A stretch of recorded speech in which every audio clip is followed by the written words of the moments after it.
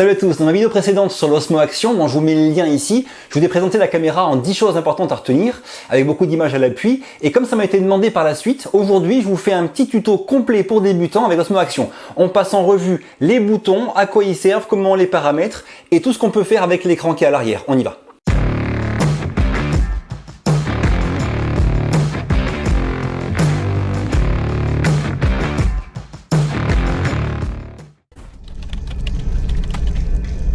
Alors c'est parti. Déjà rapidement, au niveau des petites trappes pour ici la carte SD et la prise USB, faut savoir cette trappe elle s'enlève, d'accord? Il n'y a qu'à tirer dessus et on peut l'enlever, ce qui peut être pratique quand on met le boîtier de protection et qu'on veut quand même avoir accès à la prise USB pour charger pendant un timelapse qui est long par exemple, d'accord? Et pour remettre, pareil, il y a juste à appuyer et ça clipse. Pour la batterie, il faut tout simplement ouvrir ici sur les deux petits taquets là. Et on a accès à la batterie. Bon ça, pas grand chose à vous dire, pensez bien à bien la fermer pour que ce soit bien étanche. Voilà. Et là, il ne faut plus qu'on voit de orange pour que ce soit bien fermé. Maintenant, pour ce qui est des boutons, donc il y en a 3, comme vous le savez, sûrement. Le bouton enregistrement, ce qui est sympa, c'est qu'on peut le déclencher même si la caméra est éteinte. Donc vous voyez là, j'appuie dessus, elle est éteinte. Et là, qu'est-ce qui se passe? Comme par magie, elle s'allume et elle enregistre. Ça s'appelle le snapshot. Pas Snapchat, mais snapshot. Et on peut paramétrer ce que ça fait. Par exemple, quand la caméra est éteinte et que j'appuie sur le déclencheur, je peux très bien choisir que ça prenne une vidéo, ce qui est le cas là, ou une photo par exemple, ou un ralenti, bref, tout ça on peut le paramétrer. Donc moi en l'occurrence, j'aime bien que ça prenne la vidéo directement, donc je laisse là-dessus. Bon, bouton allumé éteint, ça, pas de souci. Un appui court, ça allume, un appui long, ça éteint. Le bouton du côté, ce sont les quick shots. Ce petit menu quick shot, il vous met un accès rapide à différentes fonctions. Vidéo, je rappuie dessus, on a vidéo HDR, ralenti, timelapse ou photo. Mais tout ce qu'on peut avoir en quick shot, on peut aussi le paramétrer. Et pour ce faire, on va dans les 3 petits points qui sont en haut à droite et on choisit ce qu'on veut avoir dans le menu quick shot. Par exemple, si je sais qu'en quick shot, j'aurais pas besoin d'avoir la photo, j'enlève. On peut rajouter en quick shot le mode rafale, le mode bracketing ici. Bref, on choisit ce qu'on met dans le menu quick shot. Maintenant, on passe au menu de la caméra. Donc il faut imaginer qu'il y a un menu caché en haut, un à droite, un en bas, un à gauche. Donc celui qui est en haut, vous l'avez vu, tout à l'heure on y est allé, et on a différentes icônes là. Bon, là, ici, c'est pas compliqué, on a le réglage de la luminosité de l'écran. Ici, on a le verrouillage de l'écran. Donc là, en l'occurrence, il est verrouillé, j'appuie dessus, ça fait rien. Il faut que je déverrouille comme ça pour qu'il marche à nouveau. Ensuite, ici, vous voyez, il y a marqué auto. Ça, c'est le sens dans lequel on filme. Alors, si c'est en auto, quand vous commencez à filmer dans ce sens-là, donc la caméra à l'endroit, en fait, toute la vidéo, tout le plan, même si vous tournez la caméra, l'endroit sera comme ça, en fait. D'accord? À l'inverse, si vous commencez le plan, la caméra à l'envers, pour lui, ce sera ça à l'endroit. Et en tournant, l'image va se mettre à l'envers. Imaginez que vous fixiez la caméra quelque part et que vous n'avez pas le choix, vous devez la fixer comme ça. En mettant en mode auto, il commencera à filmer le plan, du coup, à l'envers, si elle est à l'envers. Voilà. Et ça peut être utile, du coup, de forcer le sens en choisissant up ou down. Quand on met down, il considère que la caméra, en fait, doit être tenue comme ça. D'accord? Donc, à l'envers, quoi.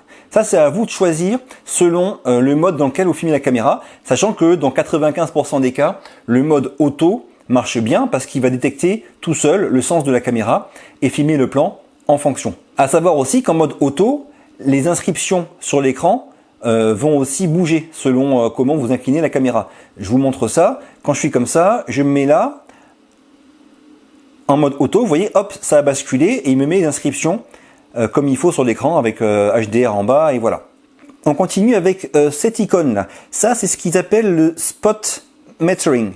Là il est sur off, là il est sur on. Donc là c'est quoi en fait? C'est la possibilité de toucher l'écran et de choisir l'endroit où on fait le réglage de l'exposition. Donc vous voyez là le canapé que je filme, ici c'est très lumineux, là c'est sombre. On touche l'écran à l'endroit où on veut régler l'exposition. Donc si je touche ici, hop, ça va rehausser un petit peu pour qu'on voit mieux cette partie-là. Et forcément, là, c'est un peu cramé.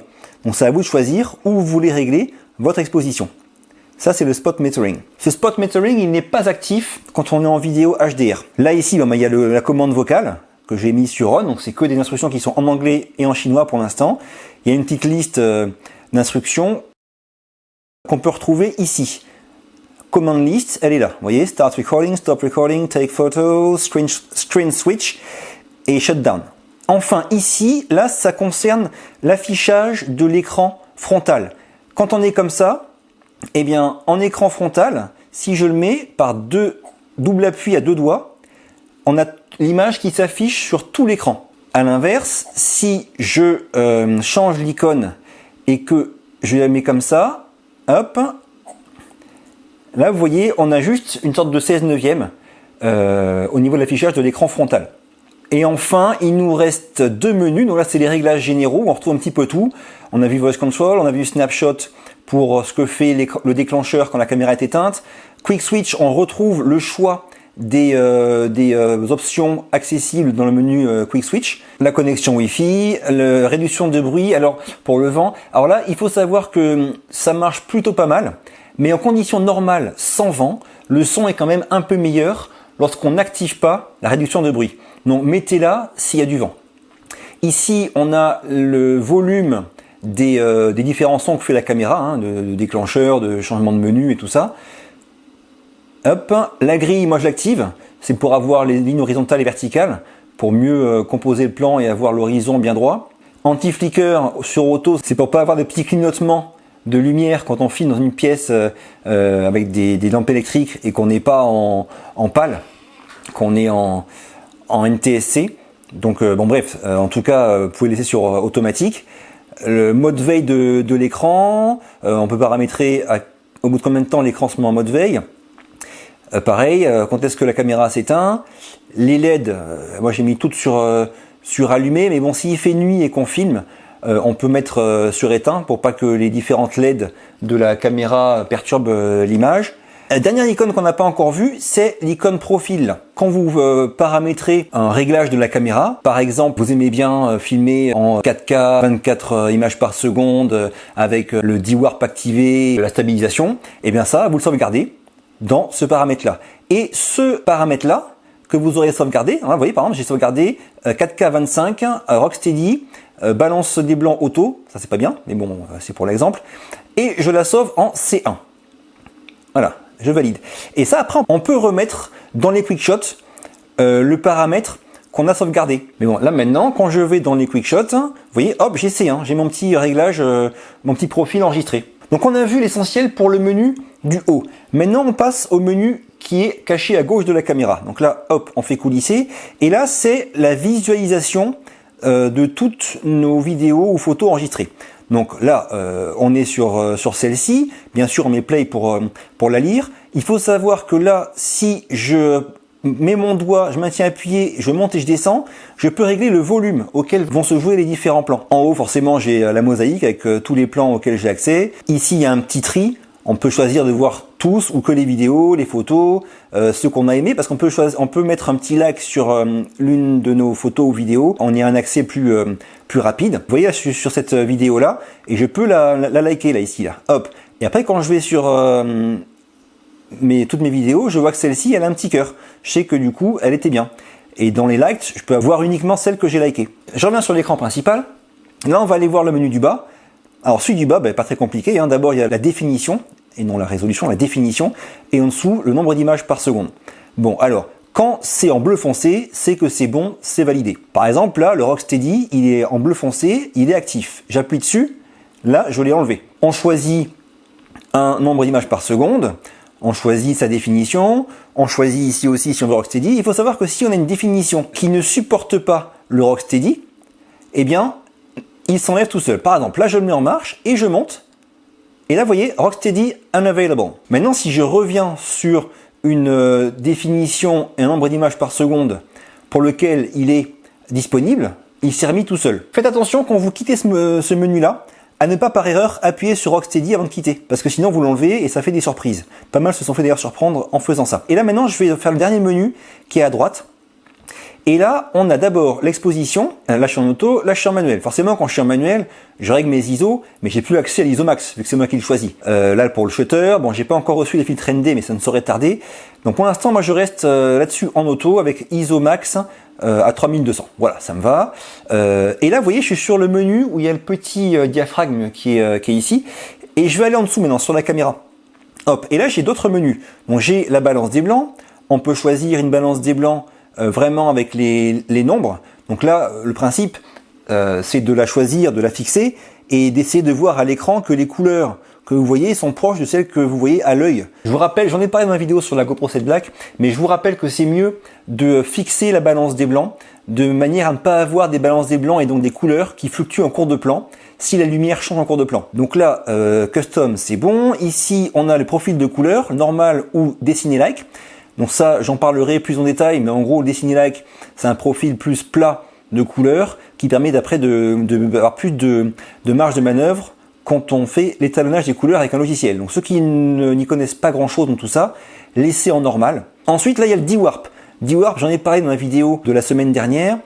Donc là, le D-Warp, en fait, ça vous permet d'avoir moins ou pas l'effet fisheye. Les lignes horizontales et verticales seront vraiment droites quand on a un mode D-Warp. Mais forcément, ça va cropper un peu dans l'image, ça va zoomer un peu dedans. On perd un peu en angle de champ. On continue le format d'enregistrement. Moi, je laisse sur MP4. Voilà, je pense que j'ai fait le tour de tous les petits menus et toutes les astuces. On va regarder un truc ou deux rapidement sur l'application maintenant. Ouais, donc ce que je voulais vous montrer sur l'application, c'est juste une petite chose. C'est le petit cadenas avec marqué AE, là. C'est l'exposition automatique. Là, vous voyez, je suis en exposition automatique et mon réglage d'exposition se fait sur le petit spot qui est ici, un peu comme ce qu'on avait sur tout à l'heure la caméra. Donc là, si je bouge ma caméra et que je pointe directement la lampe, donc il va baisser à fond. Vous voyez, le shutter, il est passé à 1/1600e, 1/1250e de seconde pour ne pas surexposer la lampe. Et du coup, tout le reste est noir. Là, je mets sur mon visage, entre les deux, et là, du coup, il a mis le shutter à 1/80e de seconde. Bref, il règle l'exposition de manière automatique. Mais quand on passe, par exemple, dans un petit tunnel, on est en voiture, il y a un tunnel qui fait 15 mètres, on n'a pas envie que ça bouge, ça. D'accord? Parce qu'on n'a pas envie que d'un coup, quand on quitte le tunnel, il y a un gros blanc sur l'image, on veut fixer l'exposition. Et là, vous voyez, par contre, j'ai mis le cadenas en mode jaune, là, et donc elle est fixée. Donc du coup, j'ai plus du tout de changement. Alors oui, j'aurai des zones cramées, oui, j'aurai des zones sombres, mais au moins, je n'ai pas de modification d'exposition pendant mon plan. Et ça peut être très intéressant pour certains plans de bloquer l'exposition. Voilà, c'était une petite astuce bonus dont je voulais vous parler aujourd'hui. Alors vous êtes nombreux à attendre mon avis sur l'Osmo Action, notamment comparé à la GoPro 7 Black pour savoir quoi acheter, mais j'ai pas envie de faire ça dans la précipitation, donc je me prends vraiment tout le temps dont j'ai besoin pour tester notamment la qualité de l'image entre ces deux caméras là et vous faire vraiment un avis complet sur la question. Si la vidéo vous est utile, vous a plu, un petit pouce bleu, pensez à la partager. Ceux qui ne me connaissent pas, je parle beaucoup de vidéos, de drones, de vlogs voyage sur ma chaîne. Pensez à vous abonner, ça m'aide beaucoup. Je vous dis à très vite pour la prochaine et d'ici là, bougez-vous purée. Bougez-vous.